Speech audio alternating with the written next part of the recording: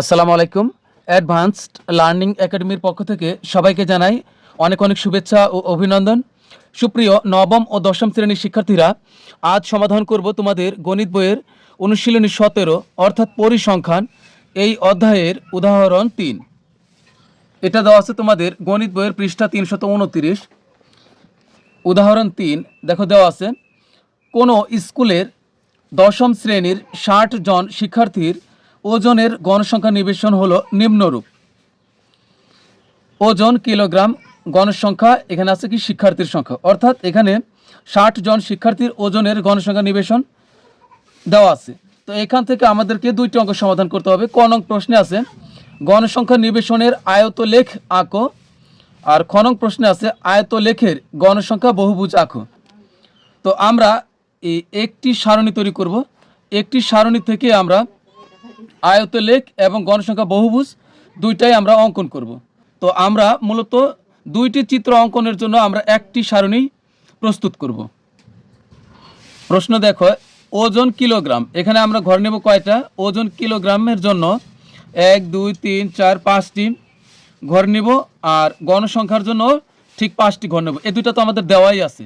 তো অতিরিক্ত নেব আমরা অবিচ্ছিন্ন শ্রেণীসীমা, কারণ আয়তলেখ অঙ্কন করতে হলে অবিচ্ছিন্ন শ্রেণীসীমার প্রয়োজন হয়, আর বহুভুজ অঙ্কন করার জন্য শ্রেণী মধ্যবিন্দু বা শ্রেণীর মধ্যমান প্রয়োজন হয়। তাহলে আমরা ওজন কিলোগ্রাম এইটা আর গণসংখ্যা এইটা যা আছে আমরা তাই নিব, আর অতিরিক্ত আরও দুইটা কলম নিব, অবিচ্ছিন্ন শ্রেণীসীমা আর শ্রেণী মধ্যবিন্দু। তাহলে এখন এখানে আমরা লিখব যে ওজন কিলোগ্রাম। তো এখানে আমরা প্রশ্নে যা ছিল ওজন কিলোগ্রাম, তো এখানে আমরা শ্রেণী ব্যবধান লিখেছি। এটা কিন্তু শ্রেণী ব্যাপ্তি বা শ্রেণী ব্যবধানের ঘর। তো একটি কলামের ভিতরে, একটি ঘরের ভিতরে এত লেখা নাও আসতে পারে, তোমরা সেক্ষেত্রে শুধু শ্রেণী ব্যাপ্তি লিখলেও হবে, অথবা ওজন কিলোগ্রাম এটা লিখলেও কিন্তু হয়ে যাবে, সমস্যা নেই। সবগুলোই যে লিখতে হবে এমন কোনো কথা নেই। এরপরেই আমরা নিব অবিচ্ছিন্ন শ্রেণীসীমা, তারপরে লিখব শ্রেণী মধ্যবিন্দু। এটা লাগবে হলো আয়তলেখ অঙ্কন করার জন্য, আর শ্রেণী মধ্যবিন্দু লাগবে হলো বহুভুজ অঙ্কনের জন্য। এখানে লিখব শ্রেণী মধ্যবিন্দু বা মধ্যমান, শ্রেণী মধ্যমান, তুমি মধ্যবিন্দুও লিখতে পারবে। আর শেষে দিয়ে দিলাম গণসংখ্যা, শেষে গণসংখ্যা দিলে সুবিধা হবে। এই দুইটা তুমি মাঝখানে রাখলে সুবিধা হবে, গণসংখ্যা। আবার এখানে যদি একটু এলোমেলো হয়, অথবা শ্রেণী মধ্যমানটা আগে আসলো, অবিচ্ছিন্ন শ্রেণীর সীমা একটু পরে গেল, এতেও কিন্তু অঙ্ক ভুল হবে না। তো এটা হলো, এরপরে হলো গণসংখ্যা।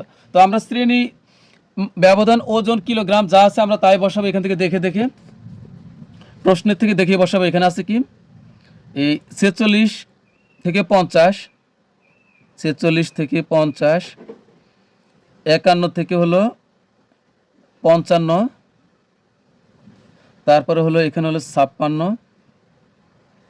থেকে হলো 60, 61 থেকে 65, 60-এর পরে 61 থেকে হলো 65, আর 66 থেকে হলো 70। এখন অবিচ্ছিন্ন, আচ্ছা গণসংখ্যাটা আগে বসিয়ে নিই। তো গণসংখ্যা আছে এখানে প্রথমে 5, তারপরে হলো 10, এটা প্রশ্নতে যা আছে আমরা ঠিক তাই বসাবো। 10, 20, তারপরে হলো 15, সর্বশেষ হলো আবার 10।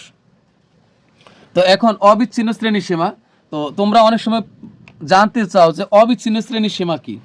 অবিচ্ছিন্ন শ্রেণীসীমা হলো, দেখো এখানে আছে কি 46 থেকে 50, 46 থেকে 50, পরের লাইনে 51 থেকে 55, অর্থাৎ 50-এর পরে 51 থেকে শুরু করছি আমরা পরের শ্রেণীতে। তাহলে এটা কিন্তু হলো বিচ্ছিন্ন। তাহলে অবিচ্ছিন্ন কোনটা?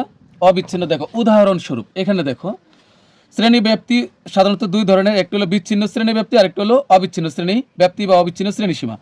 তো এটা দেখো হলো বিচ্ছিন্ন শ্রেণীসীমা, এটা কিন্তু আমি উদাহরণ হিসেবে বলতেছি। তোমরা এই পরিসংখ্যানের অঙ্ক করতে চাইলে অবশ্যই তোমাদেরকে বিচ্ছিন্ন আর অবিচ্ছিন্ন শ্রেণী সীমাটা তোমাদেরকে অবশ্যই জানতে হবে। তো এখানে দেখো উদাহরণস্বরূপ 11 থেকে হচ্ছে 15, পরের লাইনে হচ্ছে 16 থেকে 20, তার মানে কিন্তু 15-এর পরের থেকে শুরু হয়েছে এখানে। একইভাবে এখানে 16 থেকে 20, পরের লাইনে দেখো পরের শ্রেণীতে দেখো 21 থেকে 25, অর্থাৎ 20-এর পর থেকে শুরু হয়েছে। এটা হলো বিচ্ছিন্ন। তাহলে অবিচ্ছিন্ন কোনটা? দেখো অবিচ্ছিন্ন হলো এটা, এখানে 10 থেকে 15, এখানে হচ্ছে কি 10 থেকে 15, আর পরের শ্রেণীতে দেখো শুরু করেছি 15 থেকে 20, অর্থাৎ যে সংখ্যা দিয়ে শেষ ওই সংখ্যা দিয়ে আবার শুরু। মোট কথা একটি সংখ্যা যখন পরপর দুইটি শ্রেণীতে অবস্থান করবে তখন সেটা হবে অবিচ্ছিন্ন শ্রেণী ব্যাপ্তি। অবিচ্ছিন্ন শ্রেণী ব্যাপ্তি।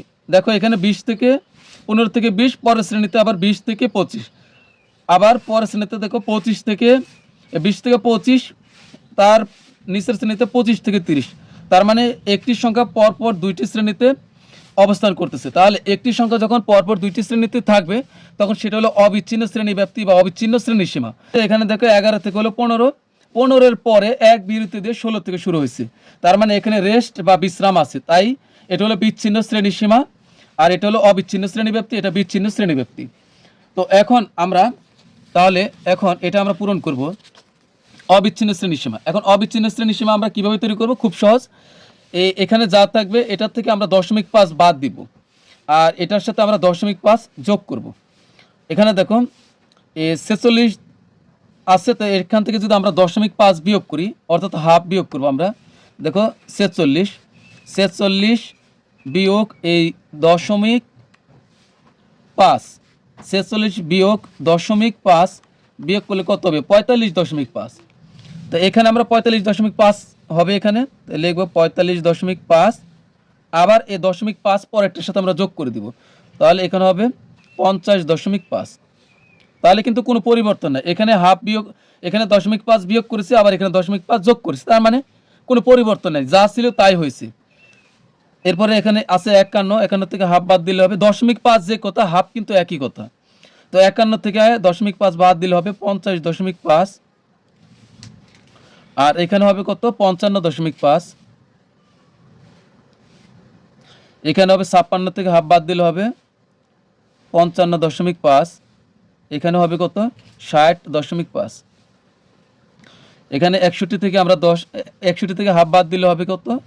60.5। আর এখানে 65-র সাথে আবার আমরা হাফ যোগ করব, তাহলে হবে 65.5। এরপরে এখানে আবার 66 থেকে হাফ বাদ দিলে হবে 65.5, তার সাথে আবার এখানে আবার হাফ যোগ করব, তাহলে হবে কত? 70.5। তাহলে এটা কিন্তু আমাদের অবিচ্ছিন্ন শ্রেণী সীমা বা অবিচ্ছিন্ন শ্রেণী ব্যাপ্তি হয়ে গেল।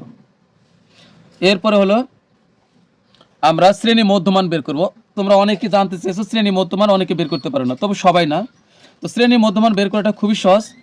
এটা কিন্তু শ্রেণী ব্যাপ্তি। আমরা শ্রেণী ব্যাপ্তির ঘরে চলে যাব। প্রত্যেকটি শ্রেণীতে কিন্তু নিম্ন সীমা আর উচ্চ সীমা আছে। এটা একটা শ্রেণী, এটা একটা শ্রেণী, এটা একটা শ্রেণী, এটা শ্রেণী, এটা শ্রেণী। প্রত্যেক শ্রেণীতে নিম্ন সীমা আর উচ্চ সীমা আছে। তো এখানে নিম্ন সীমা হলো 46 আর উচ্চ সীমা হলো 50। তো নিম্ন সীমা আর উচ্চ সীমা যোগ করে 2 দ্বারা ভাগ করবো, তাহলে আমাদের শ্রেণী মধ্যমান চলে আসবে বা মধ্যবিন্দু চলে আসবে। 46 যোগ 50, তো এখানে 46 যোগ হবে 50 আর ভাগ হবে 2, তাহলে হবে 48। এখানে বের হলো কত? এই যে শ্রেণী মধ্যমান বের হলো 48।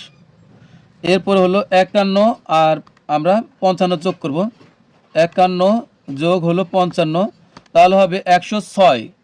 106 হবে, একে ভাগ করব 2 দ্বারা, তাহলে কত হলো? 53। তোমরা যদি বুঝতে না পারো, প্রয়োজন বোধে সবগুলোই এভাবে যোগ করে করে বের করবে। আর যদি বুঝতে পারো তাহলে এই 2টা প্রথমে বের করবে, বের করার পরে এখন এই পরেরটা থেকে আগেরটা বিয়োগ করবে। দেখো কত ব্যবধান হয়। 53 থেকে যদি আমরা 48 বিয়োগ করি তাহলে কত হবে? কি করব? দ্বিতীয়টা থেকে প্রথমটা বিয়োগ করব। প্রথম দুটো আগে বের করব, তো দ্বিতীয়টা থেকে প্রথমটা বিয়োগ করি, তাহলে হচ্ছে 53 বিয়োগ হচ্ছে 48, তাহলে কত হলো? 5 পাওয়া গেল। তার মানে এই 48 থেকে 53 এদের মাঝে ব্যবধান হলো 5। তাহলে আমরা বাকিগুলো 5 5 করে যোগ করলে হবে। তাই 53 আর 5 হবে কত? 58। তাহলে এখানে হবে 58, আর 58 আর 5 হবে 63, 63 আর 5 যোগ করলে হবে 68। তাহলে আমাদের কিন্তু সবগুলো বের হয়ে আসলো শ্রেণী মধ্যমান। তো এখন আমরা প্রথমে এই আয়তলেখ অঙ্কন করব। পরিসংখ্যান অধ্যায়ে সাধারণত আমাদেরকে অজীব রেখা অঙ্কন করতে হয়, তখন কিন্তু লাগে এক্স অক্ষে লাগে শ্রেণীর উচ্চসীমা, ওয়াই অক্ষে লাগে ক্রমযোজিত গণসংখ্যা। এরপরে আমাদের প্রয়োজন পড়ে বহুভুজ অঙ্কনের। তো বহুভুজ অঙ্কন করতে আমাদের এক্স অক্ষে লাগে হলো শ্রেণী মধ্যমান, আর ওয়াই অক্ষে লাগে হলো গণসংখ্যা। আর আয়তলেখ অঙ্কন করতে হলে আমাদের এক্স অক্ষে লাগে গ্রাফ পেপারের অবিচ্ছিন্ন শ্রেণীসীমা, আর ওয়াই অক্ষে লাগে হলো গণসংখ্যা। তো এখন আমরা আয়তলেখ অঙ্কন করব। তাহলে এখন আমাদের এক্স অক্ষে আমাদের এক্স অক্ষে লাগবে অবিচ্ছিন্ন শ্রেণীসীমা, ওয়াই অক্ষে লাগবে গণসংখ্যা। তো এটা হলো আমাদের গ্রাফ কাগজ। তো আগে আমি বলি, আমি কিন্তু এই গ্রাফ পেপারের সমস্ত কাজ কলম দিয়ে করতেছি যেন ভিডিওতে তোমরা ভালোভাবে দেখতে পারো। কিন্তু তোমরা কিন্তু কোনো কাজই এই গ্রাফ পেপারে কোনো কাজ তোমরা কলম দ্বারা করতে পারবে না, সমস্ত কাজ তোমরা পেন্সিল দ্বারা করবে। আবার বলতেছি তোমরা অবশ্যই পেন্সিল দ্বারা করবে। তো আমরা গ্রাফ পেপারে নিচের দিকে একটু জায়গা রাখবো যেন আমরা অবিচ্ছিন্ন শ্রেণীব্যাপ্তি এটা লিখতে পারি, অবিচ্ছিন্ন শ্রেণীব্যাপ্তি এটা লিখতে পারি। আর এদিকে কিছু জায়গা রাখবো যেন আমরা কি এই গণসংখ্যাটা লিখতে পারি। এখন আমরা অবিচ্ছিন্ন শ্রেণী সীমা কয়টা নিব? এই যে এখান থেকে নিব 45.5 থেকে শুরু করে এভাবে এসে সব শেষে এটাও নিব। কি বললাম? 45.5 থেকে শুরু করব, 1 2 3 4 5, আবার সব শেষে এটা থেকে একটা নিব, 6টা। তাহলে আমরা গ্রাফ পেপারের নিচে কিছু জায়গা রাখি। তো নিচে জায়গা রাখলাম, তো আমরা এখান থেকে শুরু করি। 6টা লাগবে, তো আমরা দেখো 6টা লাগবে, তো এটা আমরা একটা চিহ্ন দিয়ে রাখলাম। 6টা লাগবে, তো 1 2 3 4 5 6। আমি আরও একটা বেশি নিলাম, তোমরা 1 2টা বেশি নিবে, এতে কোনো সমস্যা নেই, কিন্তু কম নেওয়া যাবে না। তো আমি আরও একটা বেশি নিলাম। এরপরে আমরা নিব হলো এই ওয়াই অক্ষ নিব। তো ওয়াই অক্ষে আমাদের গণসংখ্যা কত আছে দেখো। গণসংখ্যা সর্বোচ্চ আছে হলো আমাদের হলো 20। তো অবিচ্ছিন্ন, তো আয়তলেখের জন্য কিন্তু গণসংখ্যা লাগবে এদিক দিয়ে। তো এখানে দেখো গণসংখ্যা লাগবে হলো 20। তো এখানে দেখো এই ছোট্ট ছোট 5টি করে ঘর আছে, এই যে খেয়াল করো এখানে এই 1 2 3 4 5, এই যে এটা হলো এই বড় ঘর, এটা হলো বড় ঘর। এই প্রত্যেকটি বড় ঘরের ভিতরে ছোট ছোট 5টি করে ঘর আছে। তা আমাদের এরকম ছোট, যেহেতু গণসংখ্যা 20 আছে, তাহলে এরকম ছোট ছোট ঘর লাগবে 20টা। তো এইভাবে যদি এই যে এই দাগ পর্যন্ত আছে 5টা, এই দাগে 5টা, 10টা, এখানে 5টা, 15টা, আবার এখানে 5টা, তাহলে 20টা হয়ে যাবে। তা আমরা এইভাবে নিব। দেখো এখানে আছে 5টা, 10টা, 15টা, 20টা। তো আমি আরও 5টা বেশি নিলাম যেন দেখতে ভালো লাগে। একটু বেশি নিলে কিন্তু কোনো সমস্যা নেই। তো আর একটু বেশি নিলাম। তো এটা হলো আমাদের, তা এখানে লিখবো হলো এক্স, তবে অবশ্যই তীর চিহ্ন দিব। এটা হলো এক্স, আর এটা হলো মূল বিন্দু, আর এদিকে লিখবো হলো এটা ওয়াই, এটা হলো ওয়াই অক্ষ। এখন আমরা একটা কথা মনে রাখবো যে আয়তলেখ অঙ্কন করার সময় আমরা এদিকে আমরা এখানে অন্য সময় আমরা এখানে প্রথম 5 ঘর খালি রাখি। তো এখানে আমরা অন্তত এই অঙ্কটির জন্য এখানে আমরা এই 10 ঘর খালি রাখবো। কারণ কি, আয়তলেখ থেকে আমরা বহুভুজ অঙ্কন করব, এই জন্যই মূলত এখানে আমরা এই 10টি ঘর এখানে খালি রাখবো। তো আমরা এই পর্যন্ত খালি রাখলাম 10 ঘর। তো এখান থেকে আমরা শুরু করব। তো এখানে আমরা সর্বপ্রথম এখানে নিচে লিখবো অবিচ্ছিন্ন শ্রেণীসীমা। তো অবিচ্ছিন্ন শ্রেণীসীমা কত আছে? প্রথমে আছে দেখো 45.5। তো এখানে লিখবো 45.5।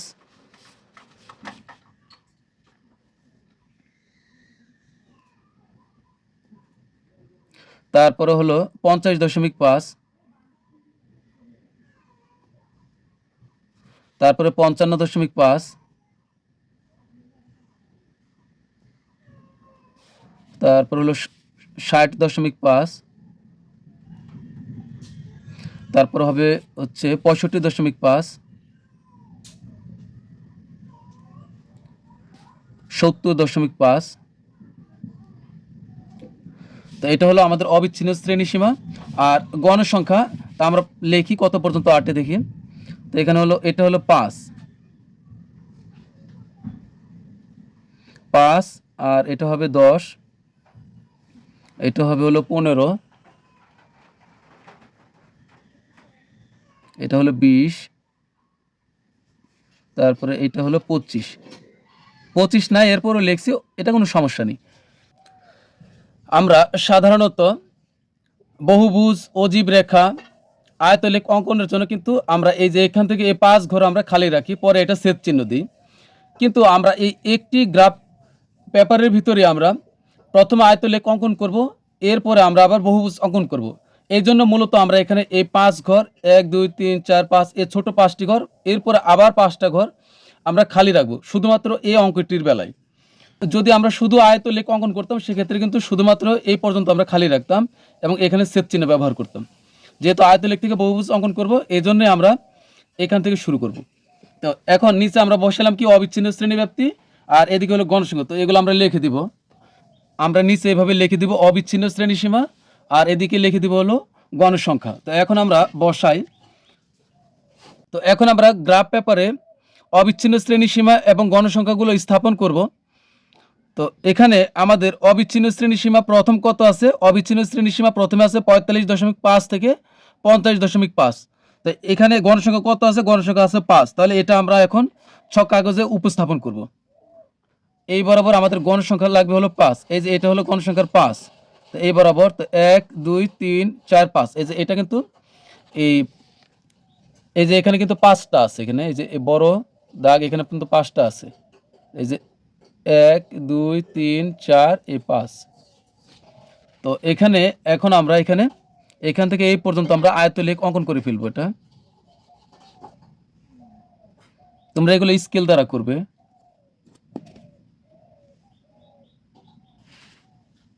পেন্সিল এবং স্কেল দ্বারা করবে। এখানে প্রথমটা কত ছিল? 45.5 থেকে 50.5। তো এখানে ছিল গণসংখ্যা 5। তো আমরা নিয়েছি হলো এই 5, এই 5টি ঘর নিয়েছি। এরপরে দেখো আছে 50.5 থেকে 55.5। তো এখানে আছে হলো গণসংখ্যা 10। 50.5 থেকে 55.5। তো 50.5 থেকে 55.5 গণসংখ্যা হবে 10।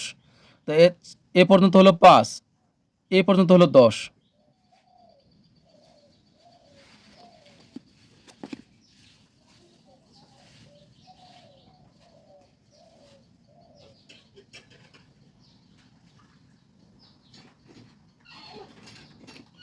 এরপরে হবে 55.5 থেকে 60.5। এখানে হলো গণসংখ্যা 20। তাহলে 55.5 থেকে 60.5 গণসংখ্যা হবে 20। তা এটা হলো 15, এ পর্যন্ত হবে 20।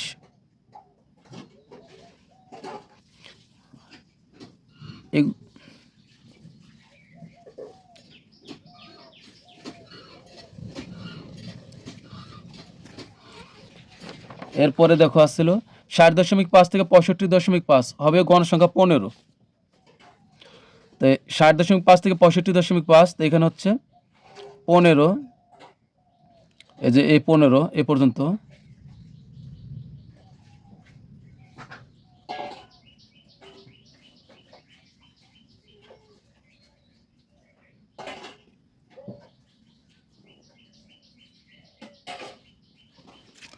এরপরে আছে হলো দেখো 65.5 থেকে 70.5। এখানে গণসংখ্যা হলো 10। 65.5 থেকে 70.5 এখানে গণসংখ্যা হবে 10। তাহলে 10 হলো এই পর্যন্ত। এই যে এই বরাবর হলো 10।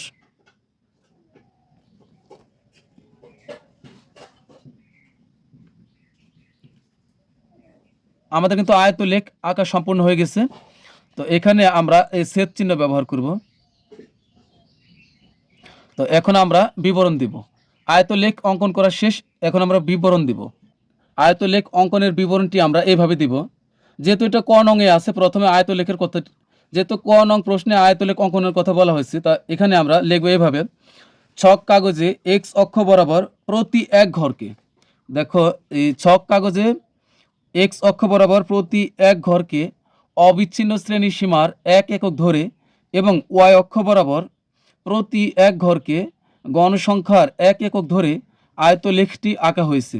মূলবিন্দু থেকে 45.5 পর্যন্ত ঘরগুলো বিদ্যমান বোঝাতে ছেদ চিহ্ন ব্যবহার করা হয়েছে। তো দেখো এটা হলো আমাদের এক্স অক্ষ আর এটা হলো ওয়াই অক্ষ। তো এখানে দেখো 45.5 থেকে 50.5, তাই ব্যবধান কত হচ্ছে? ব্যবধান কিন্তু হচ্ছে 5। আবার ঘরও আছে এখানে 5টি। মোট কথা এখানে খেয়াল রাখবে, যত ব্যবধান আর ঘর আছে কতটি, তত দ্বারা ততকে ভাগ করবো। ব্যবধান হচ্ছে 5 আর ঘরও আছে 5, 5 দ্বারা 5কে ভাগ করলে হবে 1। তাহলে এক্স অক্ষে আমরা প্রতি এই এক ঘরকে অবিচ্ছিন্ন শ্রেণী সীমার 1 একক ধরে এবং ওয়াই অক্ষে, এই ওয়াই অক্ষে এদিকেও কিন্তু আমরা এক ঘরের মান গণসংখ্যার 1 একক করেই ধরেছি। তো এটাই আমরা বিবরণটা ঠিক এভাবে লিখে দিব। আর এখানে আমরা ছেদ চিহ্ন ব্যবহার করছি। দেখো মূলবিন্দু থেকে 45.5 এই ঘরগুলো খালি, তার মানে এখানে ছেদ চিহ্ন দিয়ে আমরা এটাই প্রকাশ করছি 45.5। তাই এর আগে তো বাকি সংখ্যাগুলো কোথায় গেল?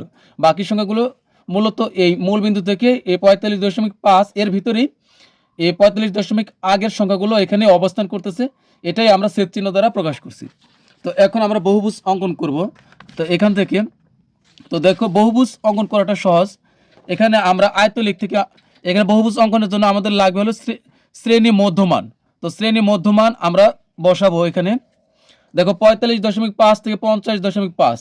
তো এখানে আমরা মাঝামাঝি কত হয়? তো এখান থেকে এখানে ঘর আছে কয়টি? 5টি ঘর আছে। তো 1 2 3 4 5টি ঘর আছে।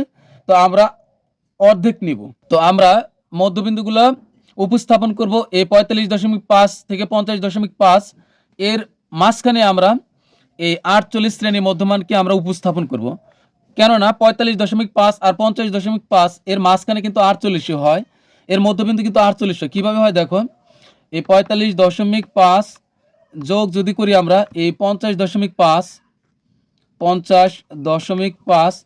তাহলে কিন্তু 96 হয়। একে যদি আমরা 2 দ্বারা ভাগ করি তাহলে কিন্তু এই 48 আসে। তার মানে 45.5 আর 50.5 এই দুইটার মাঝখানে হলো 48। তাহলে এখানে ঘর আছে, ছোট ছোট ঘর আছে 5টি। তো 5-এর অর্ধেক কত? 2.5। তাহলে আমরা এই 1 2 এই 1 2 2 এর পর আমরা অর্ধেক ঘর নিব, এটা হবে এই জায়গাতে।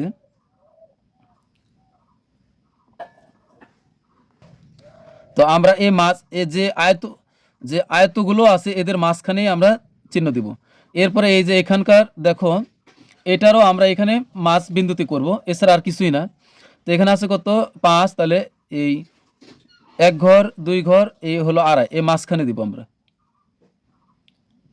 এরপরে এখানে হবে ঠিক একই, 1 2 এখানে হবে মাঝামাঝি 2.5 মধ্যবিন্দু। মোট কথা হলো এগুলো কিন্তু আয়ত, এই প্রত্যেকটা কিন্তু আয়তের মাঝখানে আমরা ডট দিব। তারপরে এখানে হবে এই 1 2 এখানে মাঝখানে হবে। এগুলো কিন্তু আমরা বহুভুজের জন্য করতেছি। আমরা জানি বহুভুজ অঙ্কন করতে হলে মধ্যবিন্দু কিন্তু নিচে লিখতে হয়। তো এখানে কিন্তু আমরা আয়তলেখ থেকে বহুভুজ অঙ্কন করব, এজন্য আমরা মধ্যবিন্দুগুলো নিচে এখানে লিখবো না, তবে মধ্যবিন্দুগুলো এখানে আমরা উপস্থাপন করব। তো এখানে হবে এই মাঝখানে 1 2 এখানে হবে 2.5। তো এখন এগুলো আমরা যোগ করে দিই, স্কেল দ্বারা যোগ করব এটার সাথে এটা।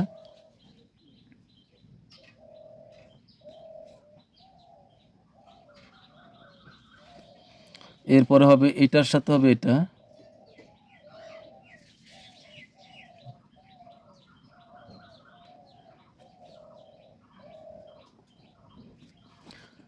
তারপর হবে এটার সাথে এটা।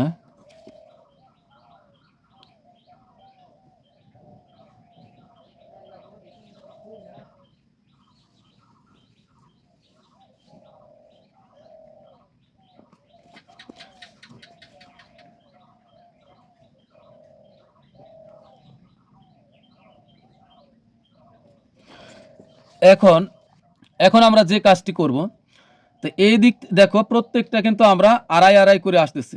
তো বহুভুজ অঙ্কন করব শুধুমাত্র এই জন্য, এর আগে আমরা আরও 2.5 যোগ করব। তো এখান থেকে আমরা 2.5 এদিকে বৃদ্ধি করব। তো আমরা এর শুরুতেও 2.5 বৃদ্ধি করব, আবার শেষে গিয়েও 2.5 বৃদ্ধি করব। তো এখানে হচ্ছে 1 2 1 2, তো এটা হবে 2.5, কারণ বহুভুজটাকে তো এক্স অক্ষে এটাকে অ্যাডজাস্ট করতে হবে, সংযুক্ত করতে হবে, এই জন্য আমরা অতিরিক্ত নিব 2.5।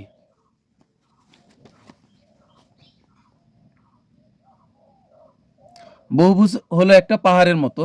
তো পাহাড়টা তো আর শূন্য থাকতে পারে না, এটা তো এখন শূন্য আছে। তো এটাকে আমরা ভূমির সাথে সংযুক্ত করব। এক্স অক্ষটা মূলত ভূমির মতো কাজ করে। এরপরে এই আমরা এদিকেও অতিরিক্ত 2.5 নিব। তো 1 2 এখানে হবে 2.5।